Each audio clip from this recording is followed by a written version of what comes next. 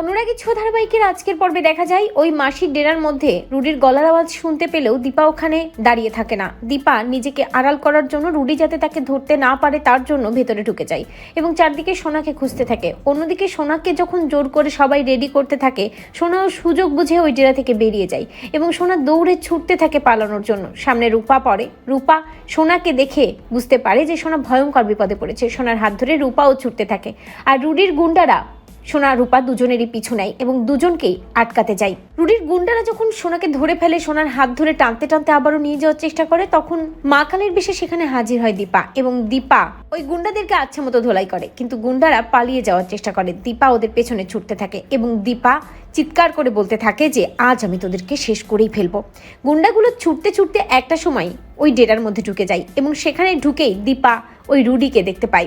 শুধুমাত্র গুন্ডাগুলো নয়, ওই রুডিকেও আচ্ছা মতো ধোলাই করতে যায় দীপা। রুডি পালানোর চেষ্টা করলেও কোনো লাভ হয় না। সেখানে সোনা এবং রূপা দুজনেই হাজির হয়। আচমকা ওই রুডিকে দেখতে পেয়ে সোনা চমকে যায় এবং সোনা চিৎকার করে বলে, রুডি রুডি বেঁচে আছে? রূপা সোনাকে বলে, হিংসুকুটি, মা ঠিকই বলেছিল, তুমি তো মাকে বিশ্বাস করোনি। ওই দেখো ওই শয়তান রুডি বেঁচে আছে। তো বন্ধুরা, তোমরা এটা চাও তো যে এভাবেই যেন ওই রুডিকেও যেন ধরতে পেরে শিক্ষা দেয় দীপা এবং রুডিকে যেন সোনার সামনে হাজির করতে পারে, প্রমাণ করে দিতে পারে যে ওটাই রুডি বেঁচে আছে? কমেন্ট করে জানাতে ভুলো না।